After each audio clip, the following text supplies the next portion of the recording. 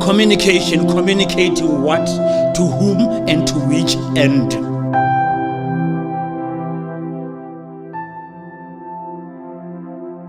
The medium of communication.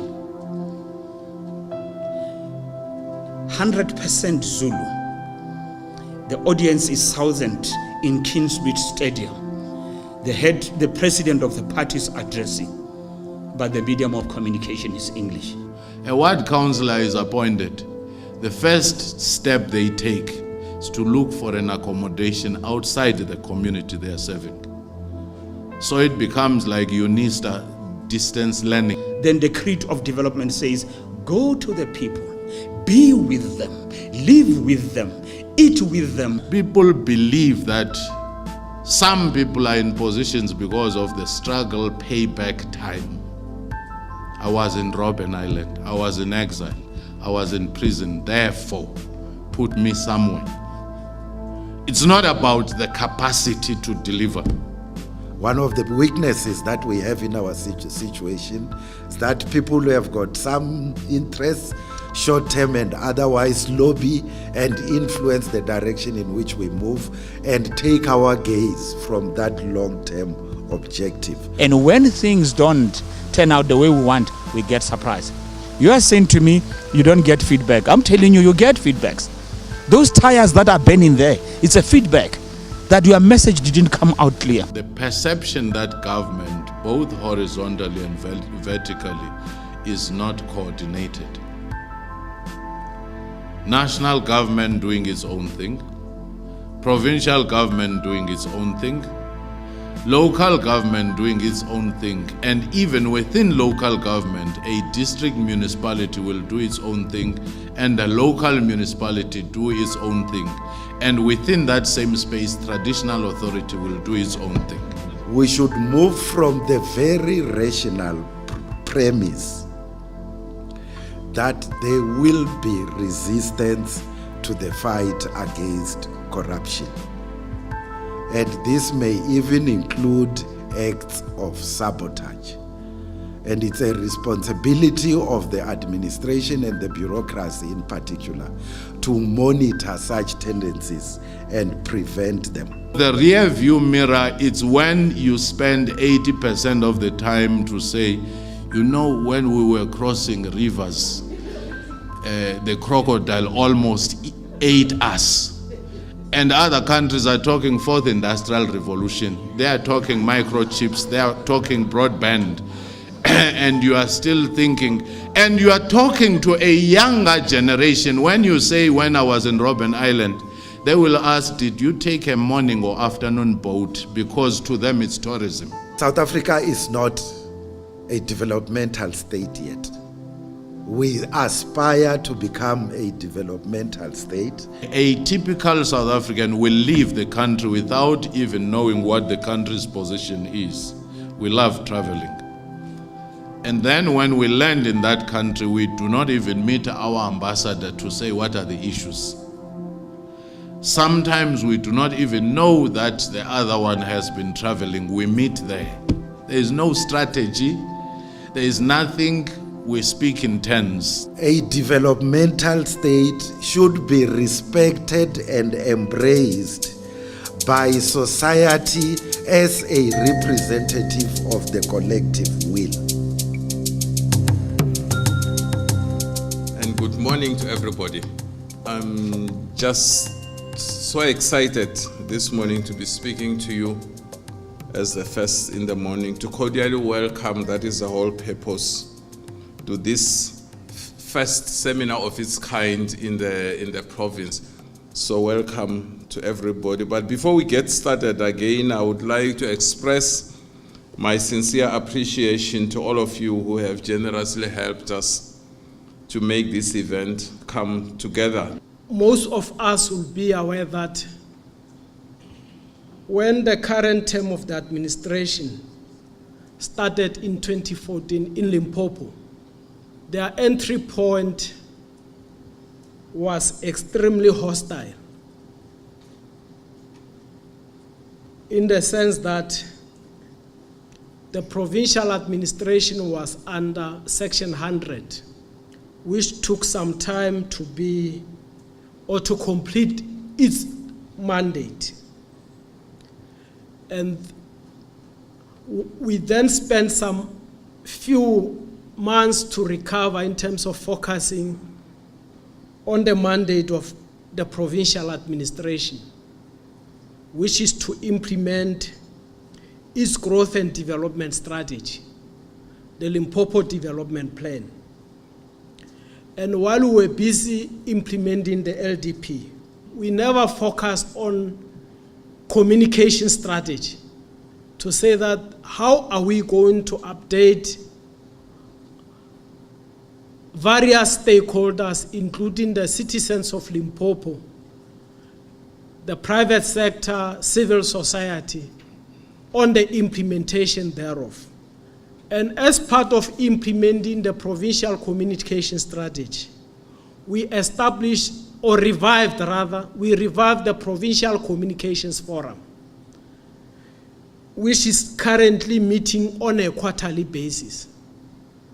And then as part of fulfilling its task, another recommendation arose to say that we may think that we are well positioned enough as the province, but we have never really gauged or reflected with other people who may not necessarily be part of government in this context.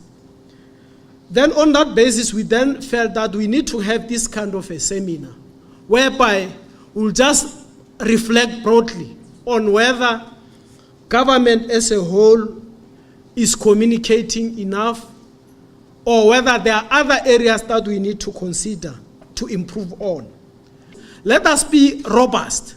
Let us express our views, be critical, and also make recommendations, because we don't want to have a situation whereby you have got certain views that you want to share with us, but because you think that this is a government program, therefore I don't want to antagonize the government.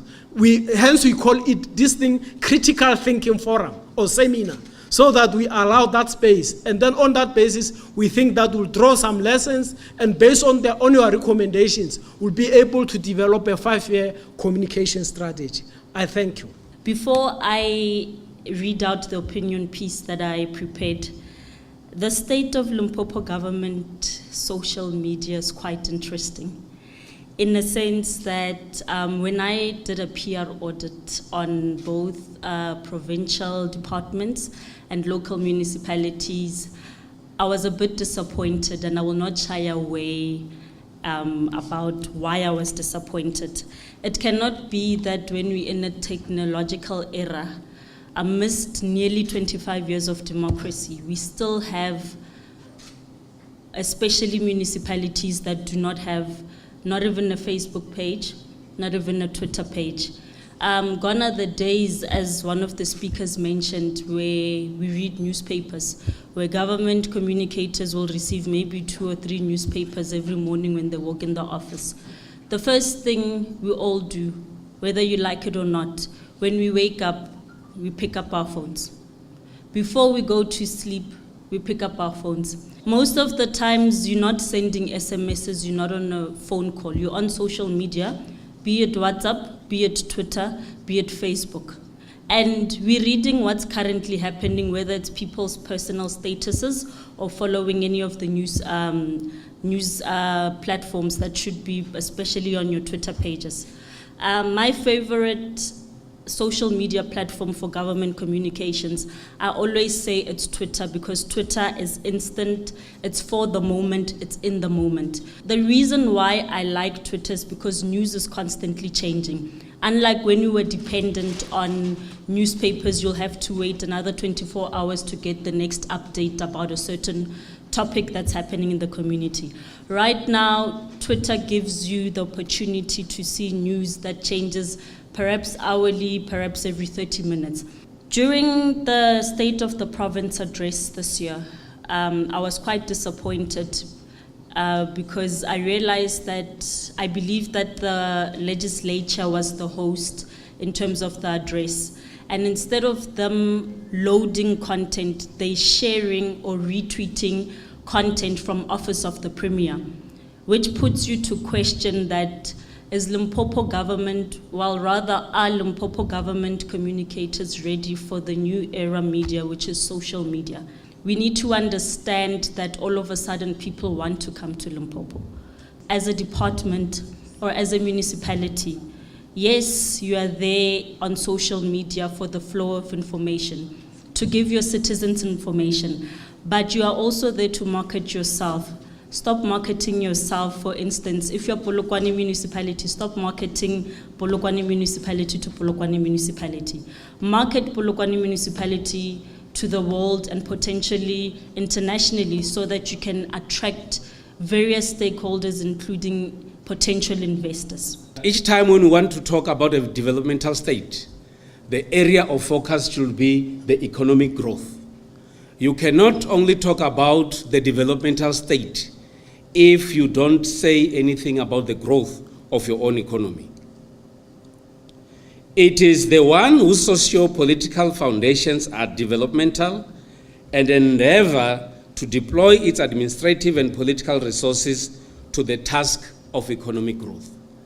What then means is that everybody else who is a participant, either in the state or in any other institutions outside the government, has to ensure that for us to reach this endeavor, we need to ensure that indeed there is economic development.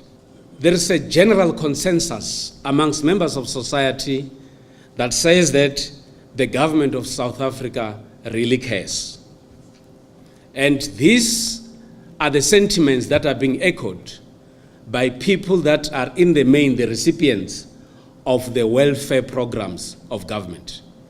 And these are the people that at all times, when you talk bad about government, they'll actually challenge you and say, not the government of South Africa, because I am where I am because of this government.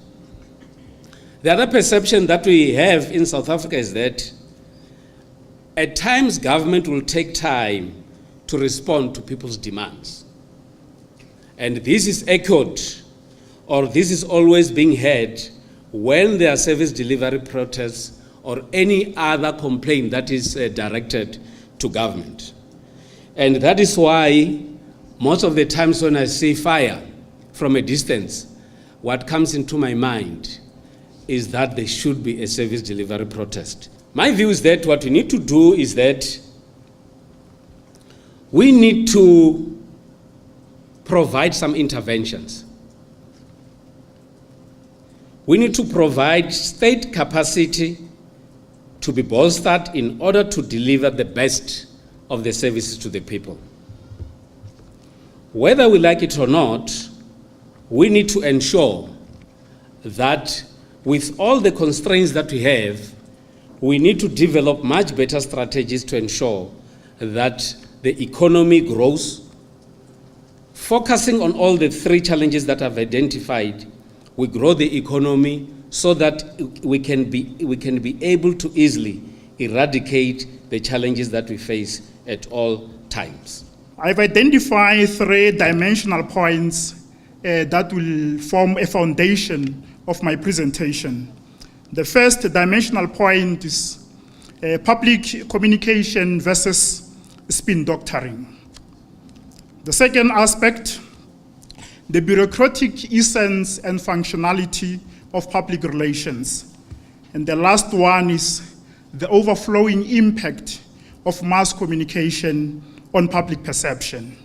There's a dominant overutilization of the word spin doctor in our broader mainstream, media.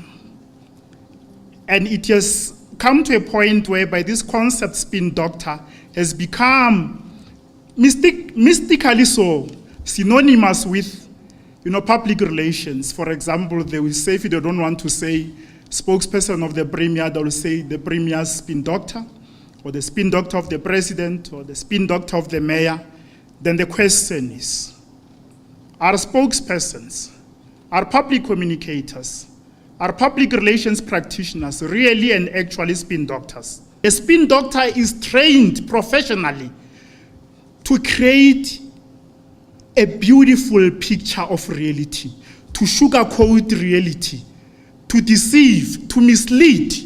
But remember, it is done in times of war times. Historically, if you can grow, nations that were fighting against each other must have propagandists, because it emerged from the profession of strategic intelligence and counterintelligence.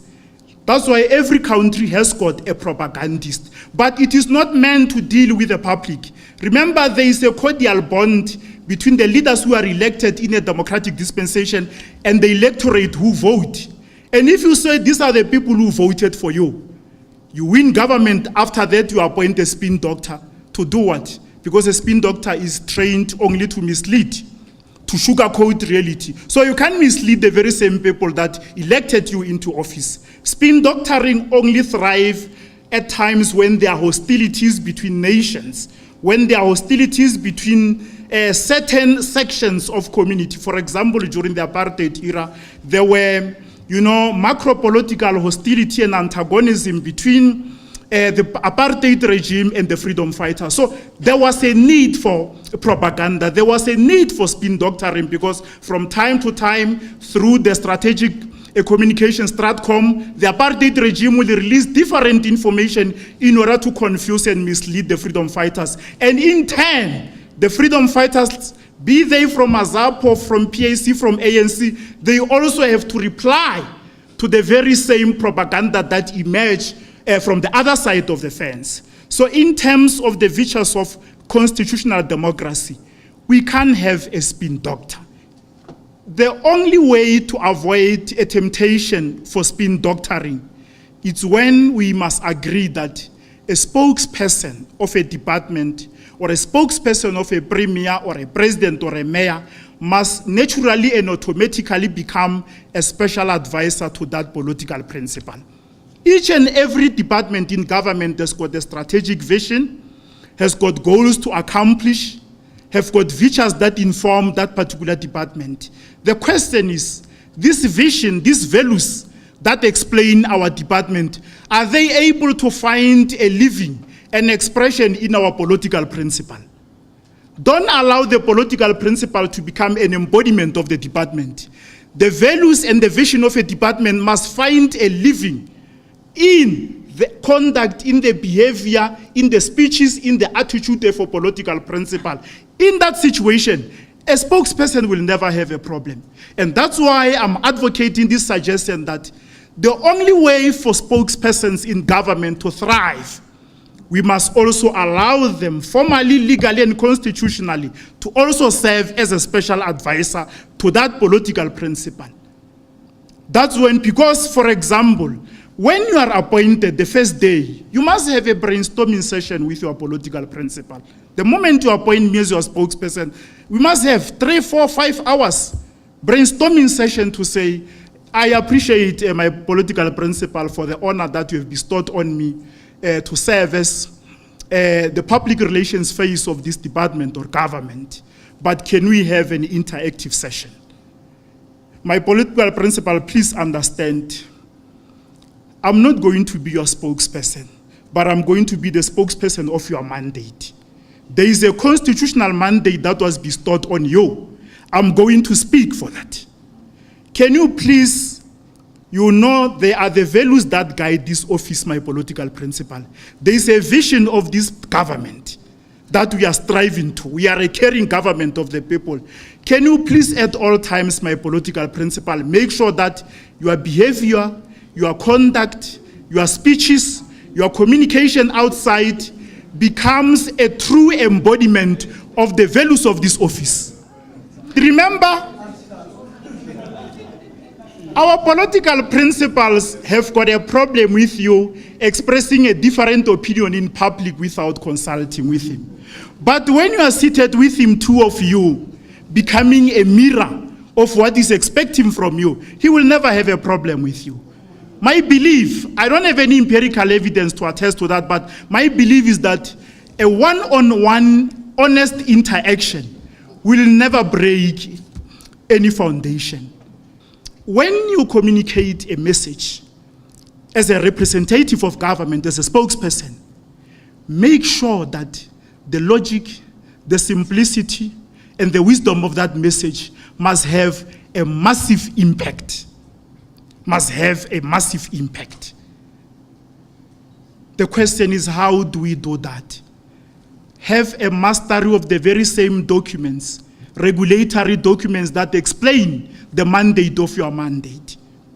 Because it is critically, worrisome when a spokesperson is interviewed on radio and the radio presenters, they allow listeners to call in. They ask you as a spokesperson questions that are found in the heart of your Public Finance Management Act, for example, or other legislative documents of government, but you are clueless. But you still call yourself a spokesperson of government. What becomes the impact of that on the broader public consciousness? You can't know everything, no one is perfect.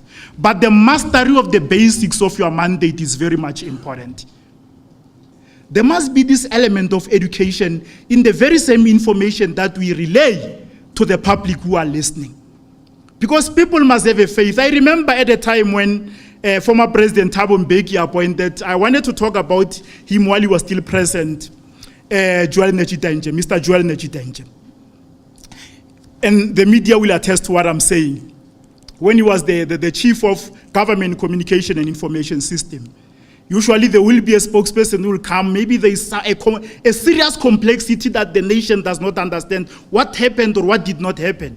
The spokesperson of the president will come, but only to find that the broader citizenry is still not clarified. They will call Joel Nechitenje. If you still remember, he will convene a press briefing. And before that, some hours, if you go through online news, and they will say, now, the king of knowledge will educate the nation. They used to say that. And indeed, immediately after Joel Nechitenje speaks, clarify that. At times, even a single journalist may not even ask any question. Because there was this simplicity. There was this clarity. There was this amazing wisdom, enlightenment, and education in what he will say. And after that, at times even they will be blaming themselves, but why didn't we understand this thing even long before? That's what communication is all about. I know he's not a perfect human being, but I was thrilled and extremely inspired by the way he had this, ingenuity of simplicity. Simplifying the most complex of issues, simplifying the most complex of, scandals or blunders. But he will just come and clarify things. At times, even placing the responsibility on you, the nation, to say even your nation, you are somewhere, somehow wrong about what we experience as government. Next time, please, let's act like this, because this is a participatory democracy. You, the people, are the owners of this democracy. Next time, when this kind of a thing happens, please, as the citizen, act like this and that. So simplicity, the doctrine of simplicity is extremely important in public communication. Represent the ethos, the values, the vision of your government when you communicate to the people. Avoid being tempted to express your own personal opinions, because you are not hired to express your personal opinions. You are hired to deliver on a particular mandate that comes from these very same people. Because the moment ordinary people start to realize that there is a cordial bond between our mandated leaders and us, the voters, then it means spokespersons are doing their job. But the moment they are throwing government stones at governments, to a larger extent, the broader Department of Communication is missing it. Communicating what, to whom, and to which end. For what purpose, right? What, to whom, and to which end. Once you lose that plot, forget it. By the way, it is to the benefit of the elite to keep the masses uneducated so that they are dependent and reliant on them. But at the same time, you give a facade of learnedness or of education. Right? Giving them education without education. Right? We all pretend to be about them, but in the main, it is about us. And unfortunately, with time, they see through us. And things get complicated. And then they start to burn tires and other things. And you keep saying, but what is it that I'm missing when I communicate with them? Because their reaction and their responses suggest that they are not, the message is not going through. And it's not for them to answer that question, it's for you to interrogate yourself and to ask yourself. I saw one old man very late in his life trying to be a spin doctor. And when he stepped down, he said, but I told you, and you didn't listen. His name is called Meg Maharaj. Remember? When he stepped down, suddenly he blamed Sholozi. You were not listening. But he was defending all else. And when the man got in trouble, he said, but you were not listening. How do I listen? Because you were saying, you cheered me on. Right? You were on the podium cheering me on. And then his integrity took a very serious knock, by the way. And I think his illustrious political career took a serious dent based on that. The mirage of the Rainbow Nation is fading, and a dream of a better life for all is deferred. Despite progress in several areas since 1994, South Africa remains divided, or perhaps more divided than it was, more polarized than it was in 1994.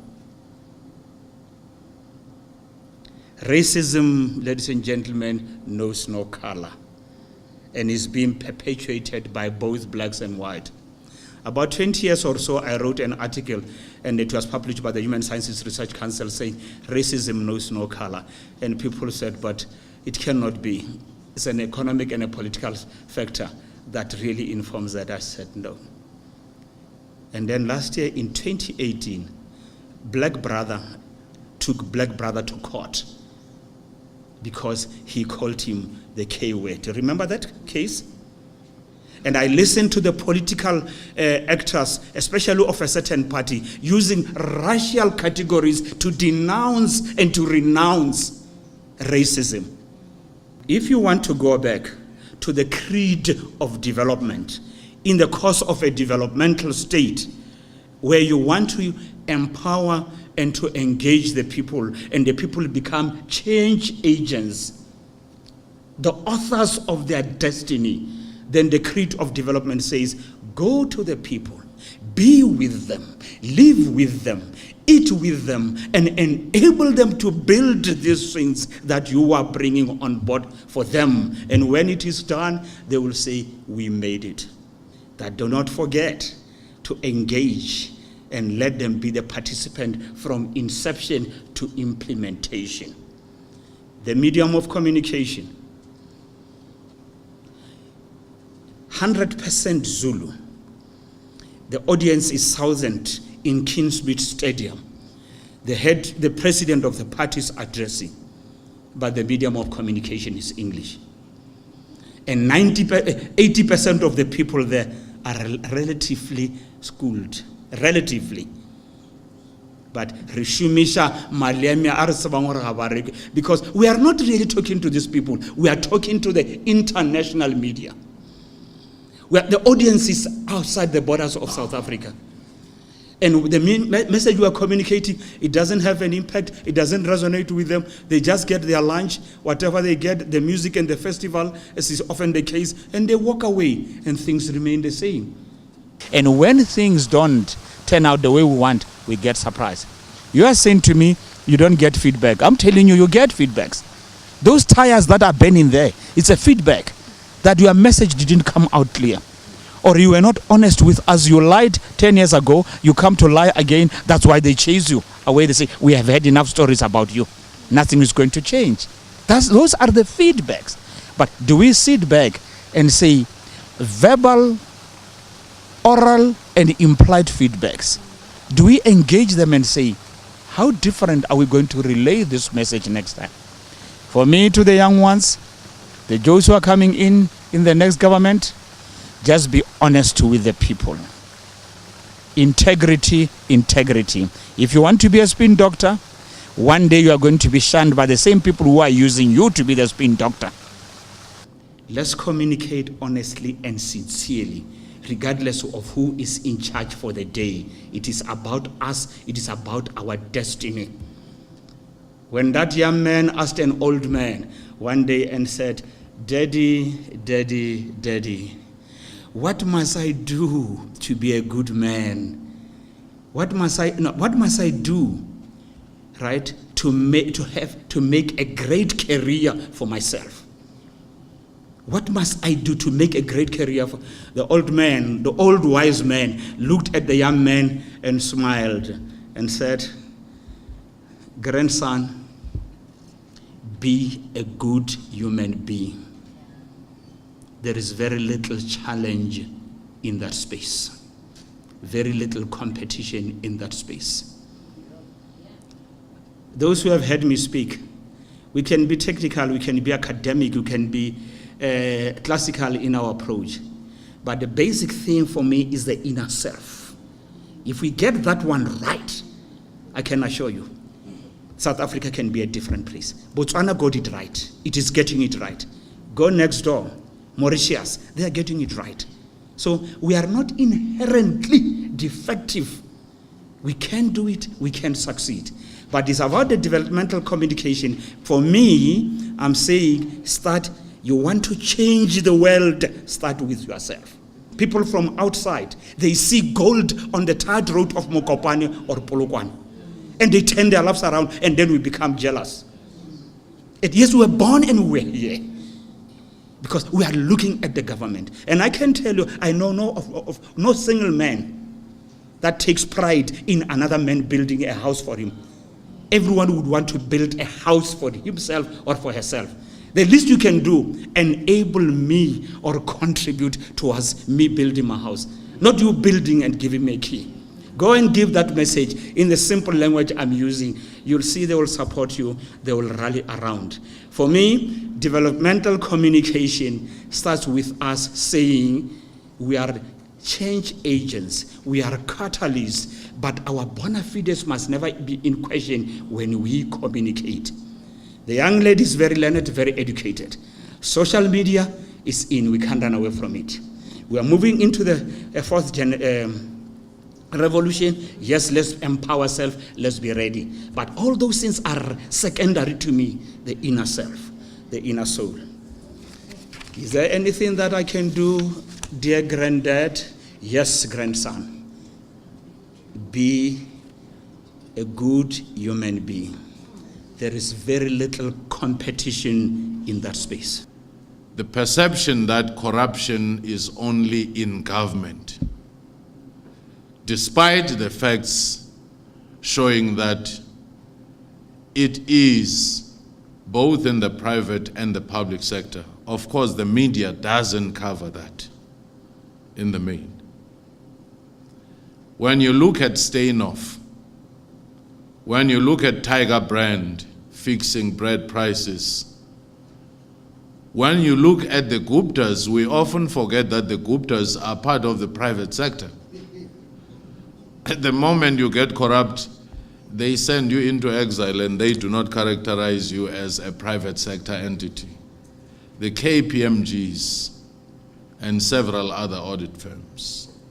So that perception is also because the communicators in government are not able to highlight with confidence that in fact you also have this corruption in the private sector. If anything, it's when you have this insidious relationship between the public and the private sector that corruption is enabled.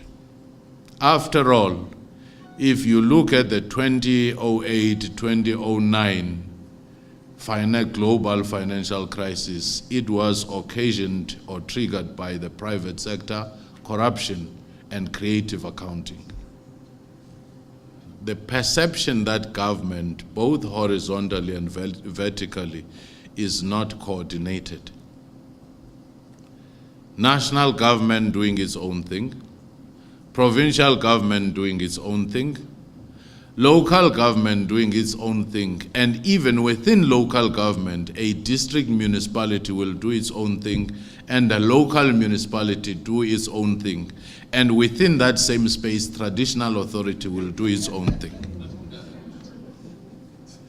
One wants to build a clinic, the other one says, it's not in our plan to build a road to that clinic. Then the other one says, as this traditional authority, we didn't say we want a clinic, we wanted something else, so we won't give a piece of land. So that issue of the lack of coordination, and this is not only between the different spheres of government, but also between departments.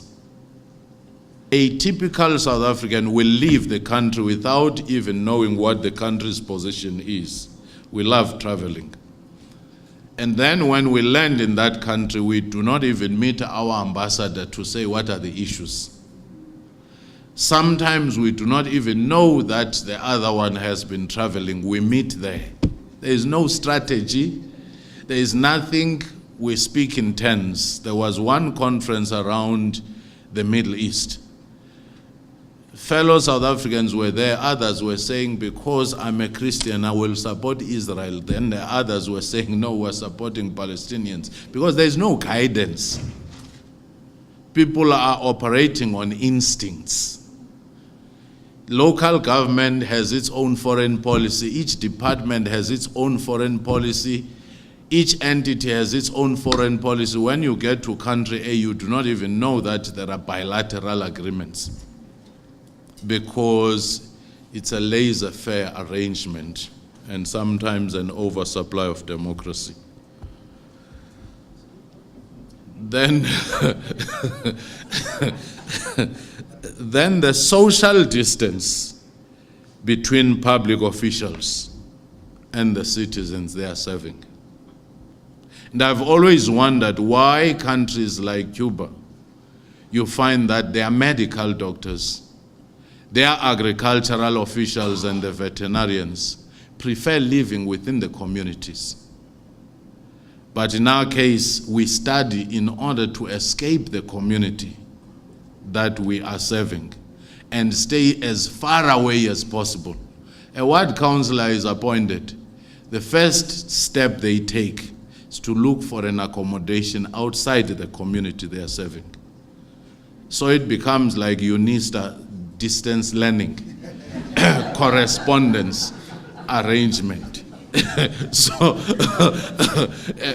they have to be introduced into the community they are serving.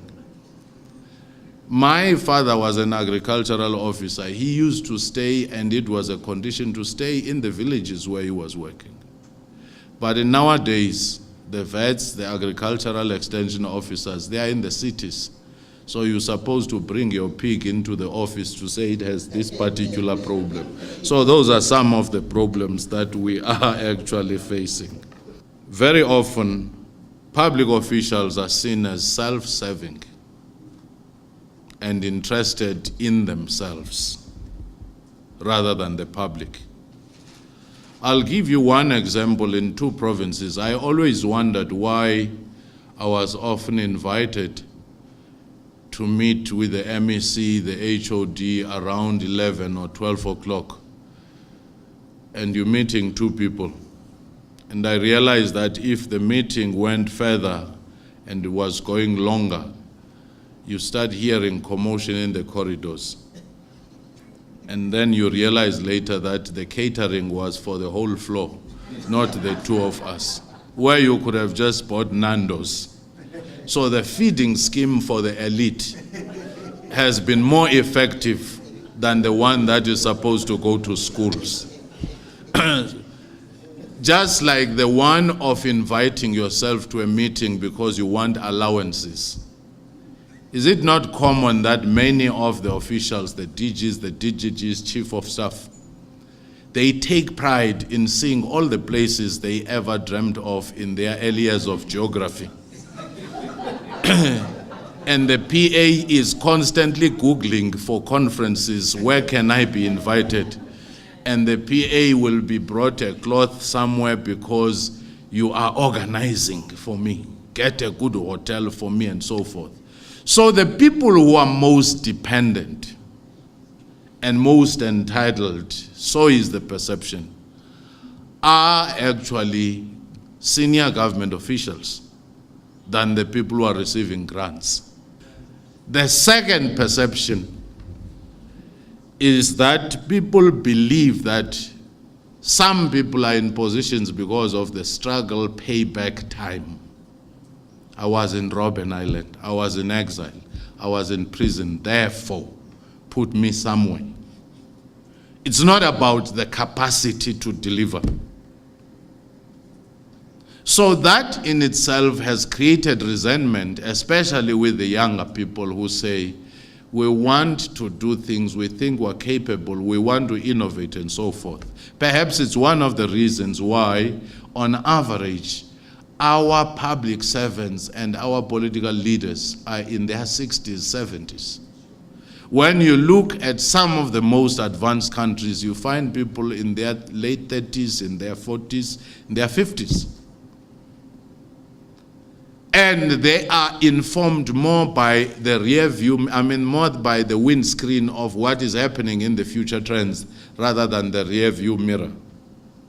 Because the rear view mirror, it's when you spend 80% of the time to say, you know, when we were crossing rivers, the crocodile almost ate us. And other countries are talking fourth industrial revolution. They are talking microchips, they are talking broadband. And you are still thinking, and you are talking to a younger generation. When you say, when I was in Robben Island, they will ask, did you take a morning or afternoon boat? Because to them it's tourism. To you it's the struggle. When you say, when I was in Zambia, they say, did you go to Vic Falls? So that perception gap has created quite, a challenge in a sense. And very quickly, the other perception with government officials is that the over-reliance on consultants. You are employed to do something. The moment you get into that office, you start quoting all kinds of PFMA and other things which are making, and it used to frustrate me because we would see a good lawyer and we say, we need this person as a legal advisor in our company. We will not suffer again. When they come in, they start saying, I can't do it myself, I need to get consultants to do it. You say, oh my God, we wanted you here to do exactly what you were doing there.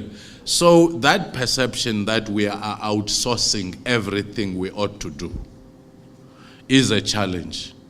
And even worse, when we are choosing companies to do any work in terms of consultancy, we look for the one that confused us most and appoint it thinking that that is knowledge when they do the hypnotic presentation there. The one who confused us most, we say we think that one is quite sophisticated. When they present a report we do not understand, we quietly put it in the shelf or get someone to try and make, can you simplify it? We are actually employing you to simplify this thing. The person confused you during the adjudication process, and you were hoping that confusion will translate to knowledge, and it continues, unabated. So that abdication of responsibility. Then the tension between the politically deployed and the professionals. Need I say more? Because the politically deployed, maybe a chief of staff or somebody there, they throw their weight around because they are connected to the executive authority. But the professionals are frustrated because they can't express themselves. Then you do have that middle layer which says, I've been around, I've seen them all, they'll come and go. The ancestors of the department. Those ones, they do not mind.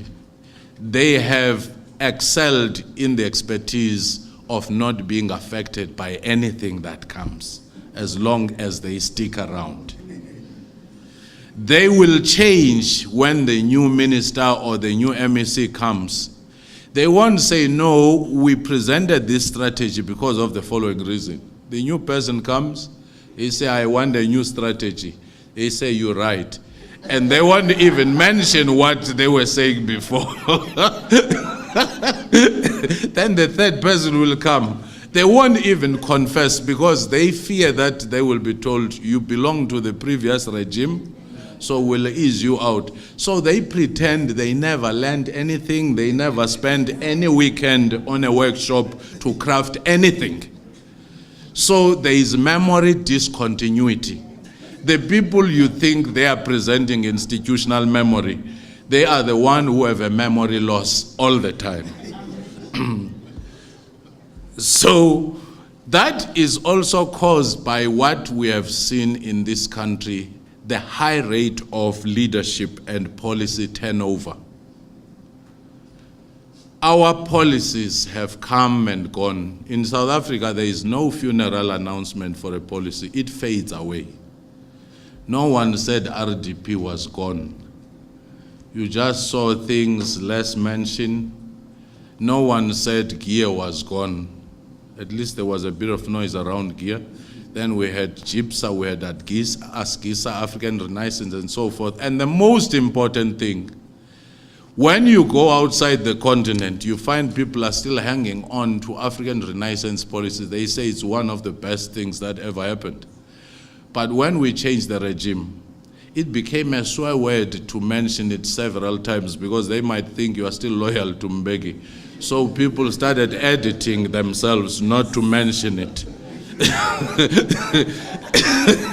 And remember, you spend billions to implement any policy. And you spend billions to undo it. And the reason some of the teachers have actually abandoned their profession is because they say, we can no longer be experts of anything. When you are about to grasp this one, it changes. So we are semi-literate all the time, except that we have attended all workshops. So the turnover, it starts with when an MEC changes. They start by changing the furniture because they think the previous one might have been bewitched or something. I do not know, but it starts there. Then PAs start disappearing, other people start disappearing, and so forth. So you can't professionalize and be consistent about anything. And when you meet the person who is now in charge about the case you brought in last year, this person says, I'm new here. I do not know the things that these other people were doing. In fact, I don't know what they were doing. And yet it's the same government, and very often it's the same ruling party.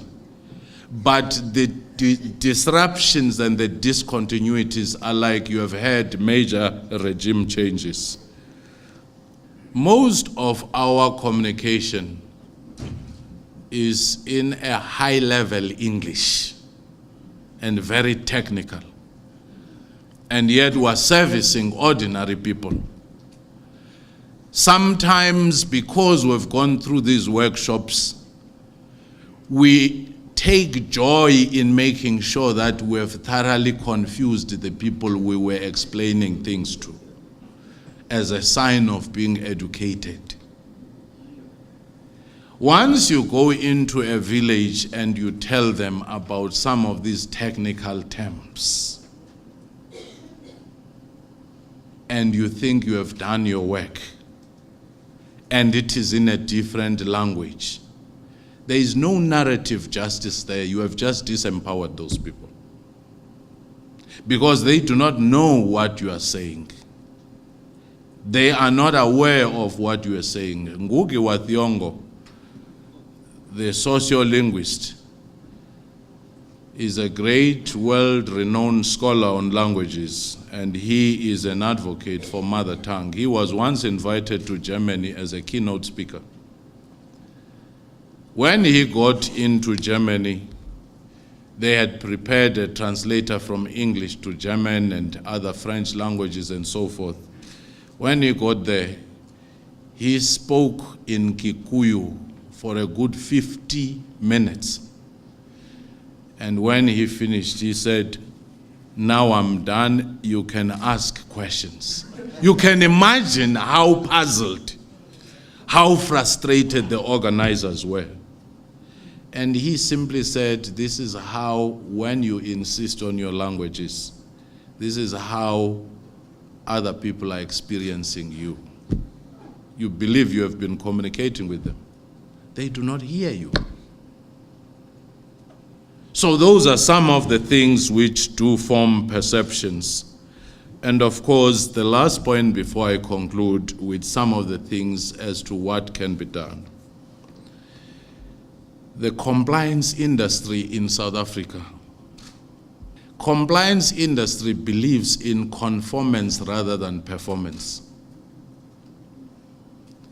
People believe that when you do have clean audit, you deserve maximum bonus, even if you have not fulfilled the mandate of your department.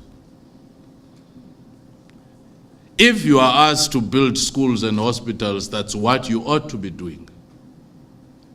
If you decide not to spend any money, technically, then you have a clean audit, because you can say the money arrived, we never touched it. We never built any school. Yes, there's been a shift towards the predetermined outcomes, but still, people are emphasizing on the financials, and that I can account nothing has been stolen. And yet the real thing is fulfill your mandate and have an impact. That's the main thing.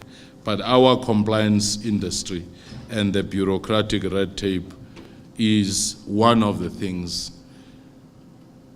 One of the things that are often seen and people say about government, if you're a small business, in this country, there are mass graves for small businesses. And the reason for that, a young startup business is not paid for 6 months, it's not paid for 12 months by Department A, Department B, because a wrong form has been sent, because the CFO has changed, because the chief director who is supposed to sign after the assistant director and the deputy director and the DG, they have gone to a conference. Then they experience credit crisis and they close. Now you can see the resentment. And some of the reasons for that has been this corruption thing, because you came through so-and-so, I want to check if this thing is not because you're going to pay kickbacks and so forth. Remedy, what can be done? I think as government, we should deal with the following deficits. You can never have trust if you are experiencing honesty deficit. People are often able to accept even the most difficult situations or conditions if you are just honest with them. If you are able to say, no, we didn't achieve this, and the reasons are the following, let's try again, and so forth, or we will not be able to do A, B, C, D, E. Over time, you gain trust. When you can't begin to think about each person who walks through your door and say, what if this was my aunt, my mother, my brother? Some of the people will have changed combis and transports to get to the city, but because you say, by 4:30, I'm leaving, and you have no compassion for the person who has come to gain services. Even the efforts of Batupile didn't work as far as they should because there was this lack of compassion lack of compassion. If in your position you say, I'm in charge, I'm the one in power, the interaction thereafter is all going to be negative to the persons who encounter you. But if you say, I'm a servant, the results are different. Once you say, I'm in charge, you want the other person to even feel why the form was not signed. It's because it didn't first come to me. That's why I'm holding it. It is on your out tray. You say, yeah, leave it there for a week. They will know who is in charge here. Next time, they won't ignore me. You want people to feel you instead of guiding them. You see, I was in Canada for some years. I was fascinated by how public officials, even in the municipalities, dealt with people who were, violating the laws. If a person is selling something, they come and say, ma'am, are you aware that this place is not for selling this, this, and that because of the following? Next time, please don't do it. What happens in our case?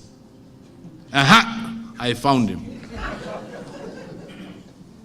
Do you know what you have done is so bad, and today you will not escape? The whole approach is different.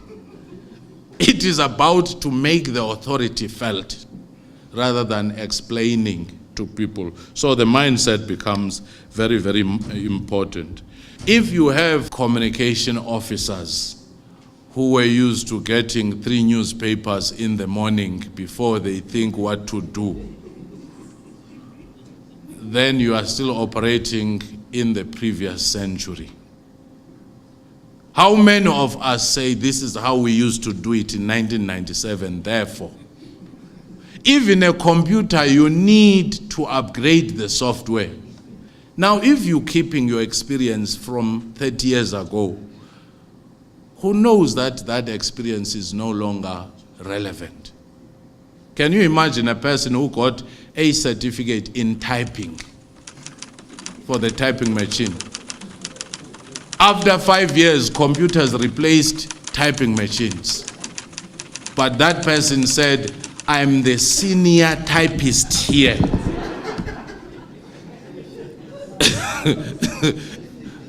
You realize that the skills mismatch. So that you have 30 years, it's not necessarily 30 years of positive experience. It might be the first 5 years which were very good, the other 25 years has become something which works against anything you've ever been. As we are aware, immediately after the elections, the new administrations are supposed to translate the electoral mandates into a 5-year implementation plan, what we usually refer to as the medium-term strategic framework. And in my view, such a framework should be within the broad parameters of the National Development Plan with whatever adjustments may be necessary. The second reason why this interaction is important in my view, it's about the status of the National Development Plan in national public discourse. We know there are a myriad of differences amongst the various political parties, and there will be all kind of posturing in the electoral hustings now. But what we need to remind ourselves of is that the NDP enjoys what in South Africa we refer to as sufficient consensus. When I was still in the National Planning Commission and we took the draft of the NDP to Parliament in 2012, all the parties represented in Parliament expressed their support for the NDP, But as you know, it's normal for parties to fight amongst each other. The fight was about who is best placed to implement it, not the content of the NDP as such. Now, with the 2014 elections, my estimation is that 93% of the electorate voted for parties that support the National Development Plan. What are some of these targets for 2030? I will just cite a few for illustrative purposes. We want to reduce unemployment to 6% by 2030, which technical economists will tell you is referred to as full employment. Secondly, we say every South African should enjoy a decent standard of living. This relates to a minimum wage, social security, and so on. But an important element that is not emphasized in discourse, it's about spatial challenges. The relationship between where people stay and where there are economic opportunities. As a consequence of the apartheid system, we are still persisting today with what I will refer to as an apartheid tax on the poor. They stay far away from areas of economic opportunity, and some of them spend up to 40% of their wages on transport. It's one of the critical issues that needs to be addressed. The third objective is about a capable developmental state, and that there should be a kind of arm's length relationship between the senior most management in government so that we do not have undue political influence. The NDP proposes that in appointing the DGs, heads of departments, the Public Service Commission should lead the process of setting up a panel which will come up with 3-4 names that can be then taken to the executive, so that we move away from a system that lends itself to patronage. Lastly, another instance of the targets of the NDP, it's about ethics. And the proposal there is that anti-corruption agencies should be rationalized and they should have wide powers so that wrongdoers receive their just deserts. There are many other targets on various areas of social endeavor. I will not go into detail on this. I've just cited some of the catalytic interventions. All these and other objectives, in my view, lead to the rational conclusion that Vision 2030, the NDP, cannot be attained by government alone. A critical organizing principle in the NDP itself is about an active citizenry and a social compact amongst all the sectors in society: the state, the business community, workers, and broader civil society. However, for such a compact to be realized, the leadership of all these sectors should have strategic acumen. Strategic acumen to be able to identify their own long-term interests. Strategic acumen to be able to identify how those long-term interests of theirs intersect with the long-term interests of other sectors of society, so that we do not have what some would refer to as a tragedy of the commons, where each sector acts only in its narrow self-interest. People should identify the benefits that they can derive, but should also pose to themselves the question, what is the contribution that our sector can make, and what are the sacrifices, if and when necessary, that our sector can make to achieve national goals? Now, I've been asked to reflect on the role of government in advancing the NDP. I will deal rather not just with government, but with the role of the state. And I'm dealing with the role of the state partly to underline the consistency required in dealing with long-term planning, as distinct from political incumbency, which is attached to electoral cycles. The state is a permanent feature of any nation state, of any society. With regard to political incumbency, changes may happen. So the fundamental question is, what is the role of the state in advancing the NDP? In simple terms, a capable developmental state that is focused on long-term objectives, but also guided by a political leadership that appreciates interventions in the political cycles in which they are in government, is fundamental to success. So when we talk about a social compact, we are not detracting from the central role that the state should play. In my view, this is one of the most critical lessons from countries in Southeast Asia, which were able to sustain high rates of growth for more than a generation. Just to remind you, for instance, Ghana in 1957 or so, when it became independent, was at the same level of development as South Korea. Because of the role that the developmental state played in South Korea today is at the level of the OECD countries, European and North American countries, which are very advanced. And so one of the fundamental lessons there was that the state should shepherd the actions of society towards the common good. It is the state that should protect and advance the developmental political economy. And so, what are some of the prerequisites of such a state? I need to make the point that South Africa is not a developmental state yet. We aspire to become a developmental state. In our conditions, we refer to a democratic developmental state because we are of the conviction that popular legitimacy should derive from popular participation in terms of elections and people-driven processes. Needless to say, ethical conduct is a precondition for popular legitimacy.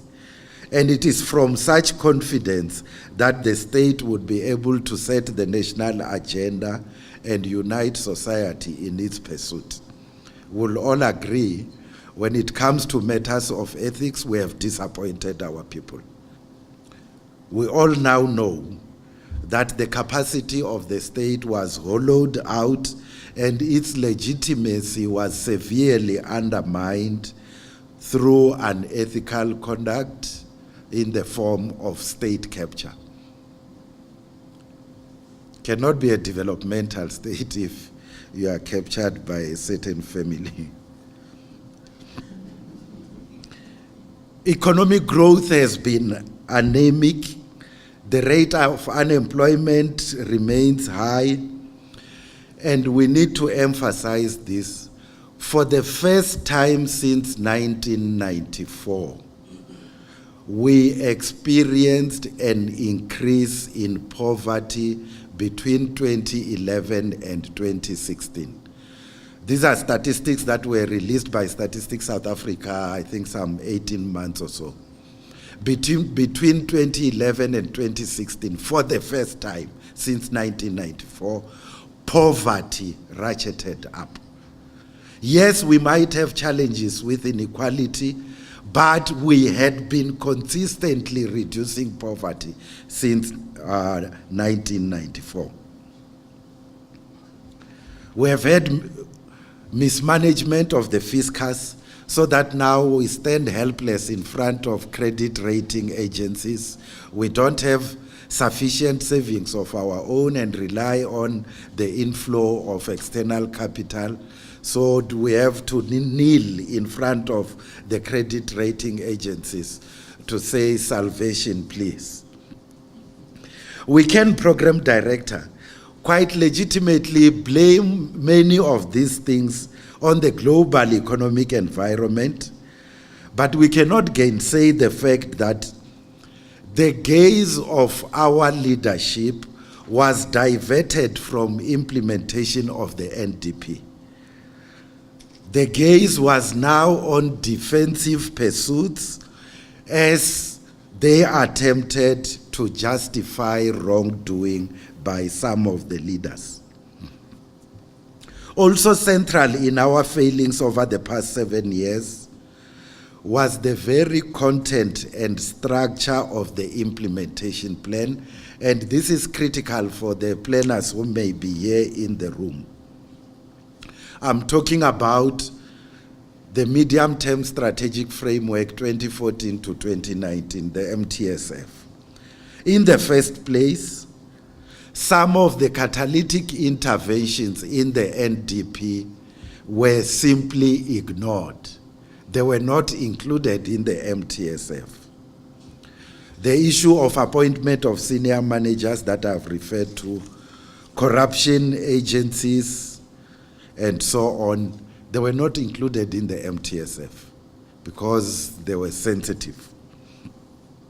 But further to that, we need to pose to ourselves the question, with regard to those indicators in the MTSF, are we not having a tendency of merely listing technical administrative activities as distinct from a hierarchy of impact, outcome, and output, so that you have a systematic way of assessing whether you are making progress or not? We are bureaucrats here, and so perhaps we can lay the blame for this at the door of the political principals, but I would argue that it behoves the bureaucracy to insist when we interact with the political principals that there should be an appropriate implementation plan. The next MTSF 2019 to 2024, and challenge the leadership that when they monitor what the department is doing, they should be informed by that hierarchy of indicators as the frame of reference. You can move around and cut many ribbons, but ultimately come to discover that you are not, in fact, transforming the quality of life of the people.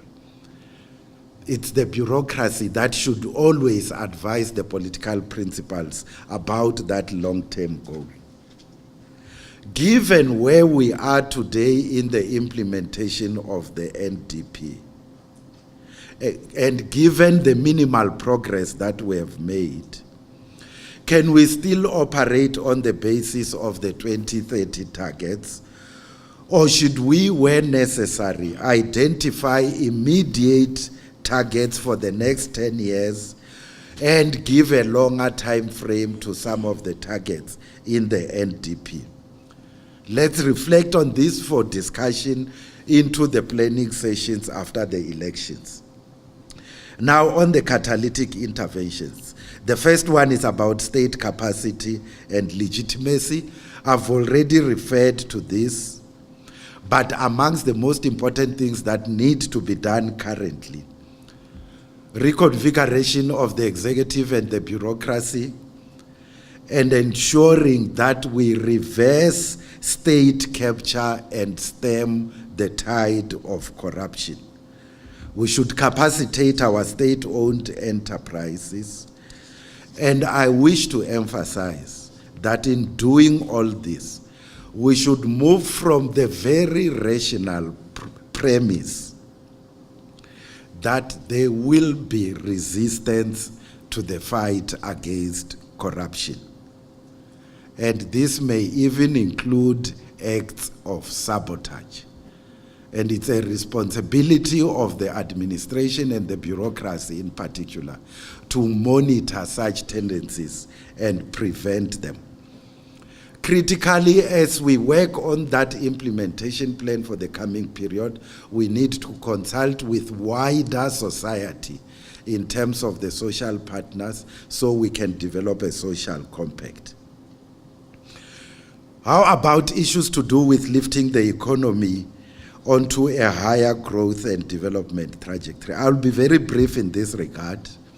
At the macroeconomic level, we need clear articulation of the reality that the macroeconomic interventions required to stabilize the fiscus will impose some privations and discomfort on citizens. Like, for instance, the increase in VAT. We should be honest with our people on this, that this is a phase where we are correcting the wrong things that have happened in the past, and there might be discomfort. Because if we are not honest with them and pretend that everything will be on the up and up, they will abandon us. The other issue in this regard with economic interventions, it's about infrastructure projects pursued from the point of view that they've got multiplier effects. They employ people, they crowd in the private sector, but very critically, they also create opportunities for supplier industries. Where will the supplies for such infrastructure come from? For the railways, the locomotives, the coaches, the signaling systems, and so on, there is no reason why these things should not be manufactured in sub-Saharan Africa, including South Africa. That localization program that we have not sufficiently implemented is fundamental to our growth and development, taking advantage of the things that are happening. There's also the other element. Yes, we need to plan for the fourth industrial revolution. There's no question about that. We need to prepare our young people to be able to play their role, but we need to also pose to ourselves the question, who are the unemployed workers that we have, so that we are able to create opportunities for unemployed workers we have, not the ones that we hope we have. These are unskilled and semi-skilled. And so low-end manufacturing, the special economic zones that, for instance, Limpopo is creating, and in my view, these should be multiplied, will be critical for the absorption of the unemployed workers that we have, whilst we are planning for the fourth industrial revolution. The issue of quantity and quality of social services arises because, in my view, with regard to the most basic of them, water, electricity, education, and so on, we are almost reaching saturation or universal access. The embarrassment is on quality. The pipes are there, but no water comes out of those pipes, or it comes out only once a week. The hospitals are there, but they are bursting at the seams. RDP, or subsidized housing, has been built, but in places further and further away from areas of economic opportunity. So in the coming period, when we talk about social programs, there should be emphasis on matters to do with quality. It should not just be about quantity. On social compacting and societal activism, in my view, the greatest danger is to have a civil society that cedes its activism to government and to politicians. In my view, the turnaround that we have experienced since December 2017 would not have happened without the activism of civil society. And that activism should continue in order to help strengthen the hand of those who want to ensure that we implement the NDP, that indeed were a developmental state, and that we deal with corruption and state capture. One of the fundamental questions that I will leave with you for debate is the issue of balance in the allocation of functions and responsibilities across the three spheres. In my view, the debate is not so much about the number of provinces. It is about a balance between two principles. And these are implied in the Constitution, what I will call subsidiarity and original powers. Subsidiarity because national government has got certain national responsibilities to set out frameworks and so on, and therefore, in terms of relationship, there should be some subsidiarity between national and provincial. But naturally, our constitution has got original powers for the provinces. What we need to avoid is too much fragmentation, but on the other hand, provinces that are unable to exercise initiative. We need to find the appropriate balance. I think one good example in the debate that is happening now is with regard to health. What should be the apportioning of responsibilities and the powers that should reside at national level. Provinces are important. And I saw recently some very interesting statistics about how important and in inverted commas powerful provinces are. Statistics South Africa says that if our provinces were independent states, in terms of GDP, Limpopo would be the same size as Zambia, in terms of size of GDP. Gauteng, it's same size as Morocco. KwaZulu-Natal, same size as Tanzania. I think Western Cape, same size as the DRC. So we're talking about very important economic entities in our country. And we're raising this to emphasize the responsibility that you have to participate actively and strategically in the implementation of the NDP.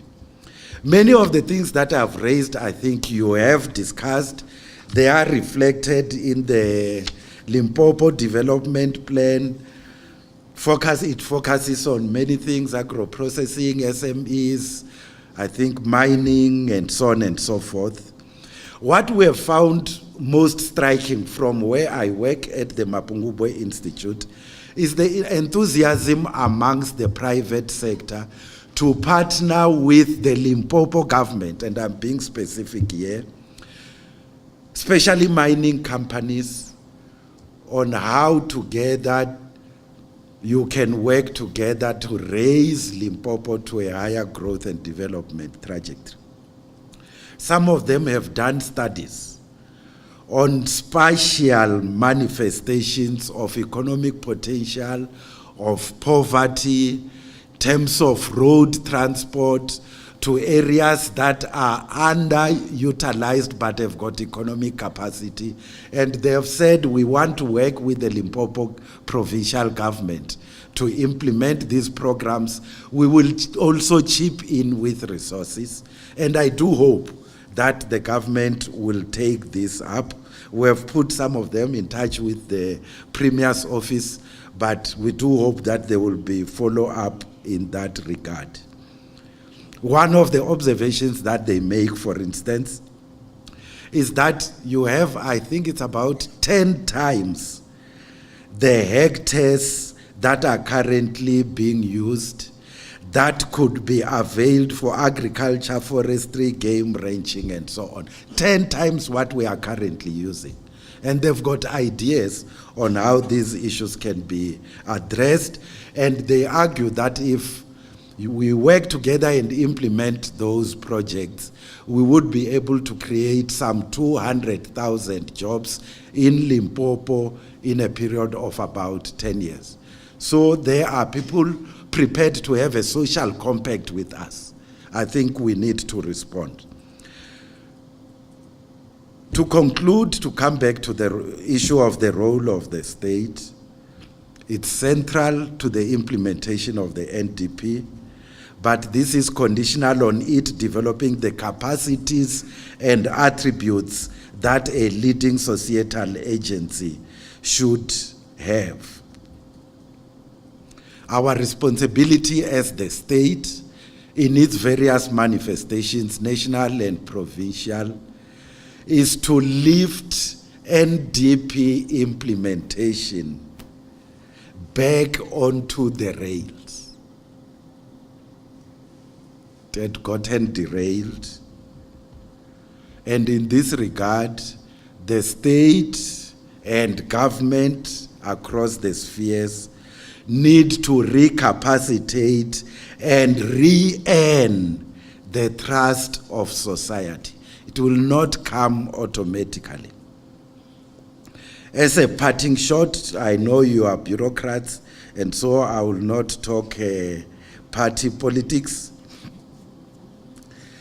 But if anything can be said about the relationship between the outcome of elections, long-term planning, and state capacity, for serious planners, and I'm not talking politics now, for serious planners, it is that the outcome of elections should preferably not produce weak government across the spheres with coalitions of patronage, grandstanding, and blame shifting, because you will then not have a developmental state. We have seen what has happened in some of the metros. I think South Africa deserves better, especially as a transforming nation, which is still in its infancy. Thank you.